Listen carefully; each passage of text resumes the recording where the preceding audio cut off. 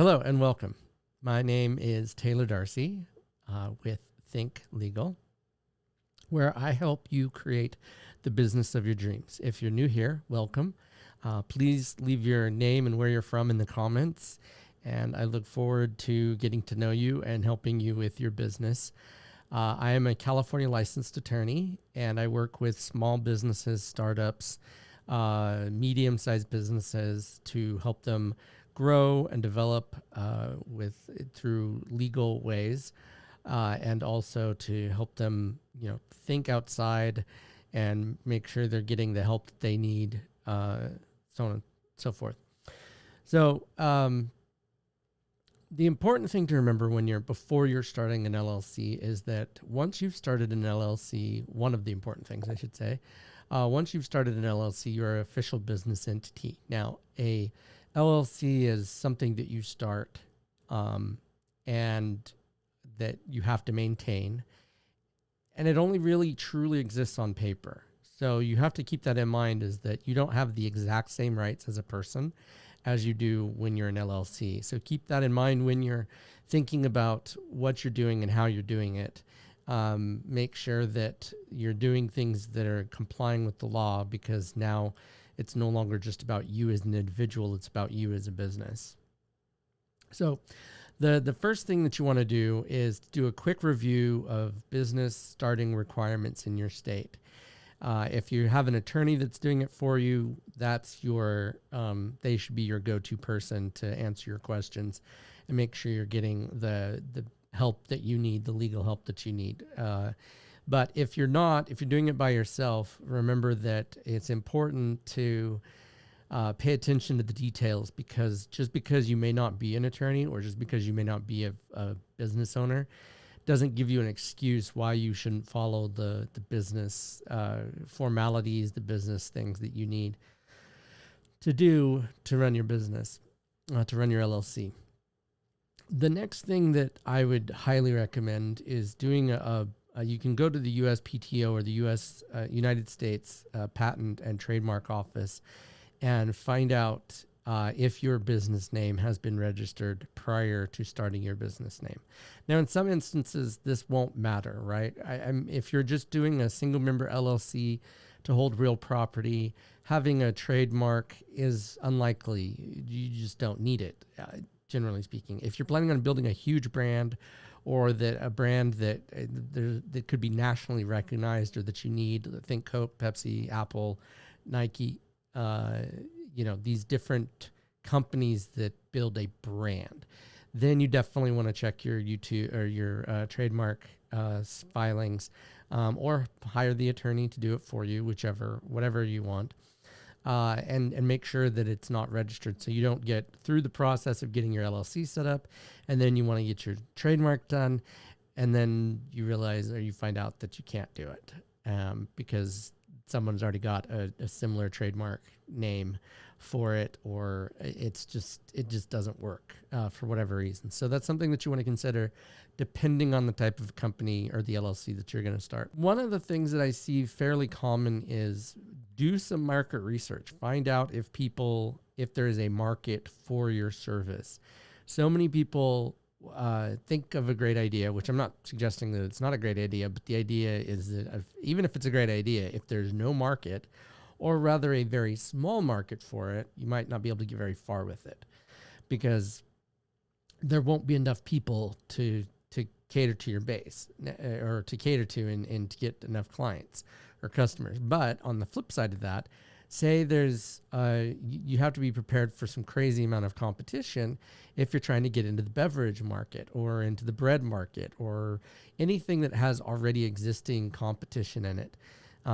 Bread, soda, anything where computers, then you really want to carve out a niche within those areas to make sure that your market is well defined, and that you've got enough people that could buy your product or service. Because if there's not, then you're going to go out of business. If that hasn't been created yet, just keep this in mind. You need to ask yourself, why not? Is it just because you're the first to do it? Possible. Not saying it's impossible. but is it likely that that's the truth? Somebody else had an idea and it just didn't execute, or it didn't work for something else.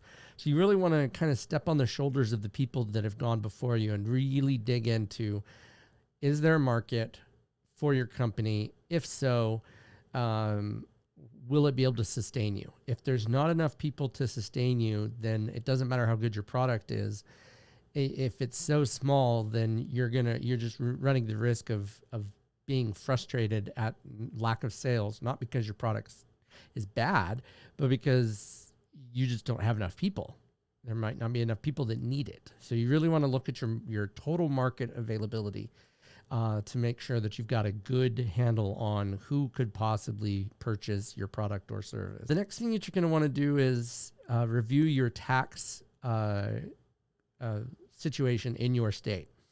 Some entities or some states require a minimum tax, like California, for instance. They require an $800 a year minimum tax, and that's no matter what. That's just your minimum. It doesn't change. It goes up, but that's your minimum. So it doesn't matter what you make. You could make $0 and you still have to pay that $800.